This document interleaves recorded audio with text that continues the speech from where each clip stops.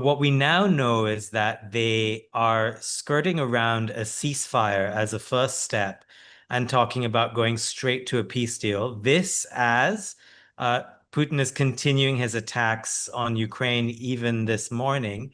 What's your sense? And I know a lot could change in the next few days.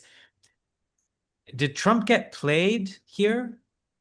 I think that without a doubt. And I think, many people now see with the summit that like the worst fears of the analytic community going into the summit now appear to be in play. So number one, it was just the pageantry that we talked about. So Putin was able to secure this meeting on US soil with a US leader.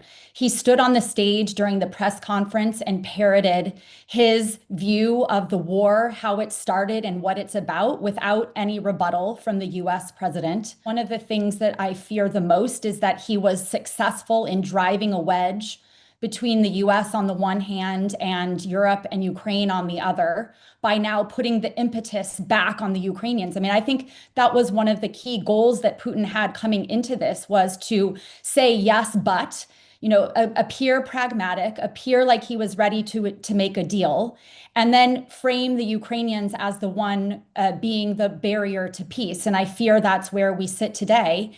And quite notably, there were no concessions from the Russian side and no pressure, no sanctions. And so it really was a great success, I think, for President Putin in that, yeah, he's shifting the onus back onto the Ukrainians, raising the risk that the United States reapplies pressure to Ukraine, while also buying more time to prosecute this war. So all in all, I think it was a big win for the Russians, a big loss for Ukraine, and a big loss for the Europeans, because as you said, Ravi, one of the key points the Europeans thought they had secured was that there must be a ceasefire before any discussions of territory or concessions. And again, that's, Trump, that flew out the window as well.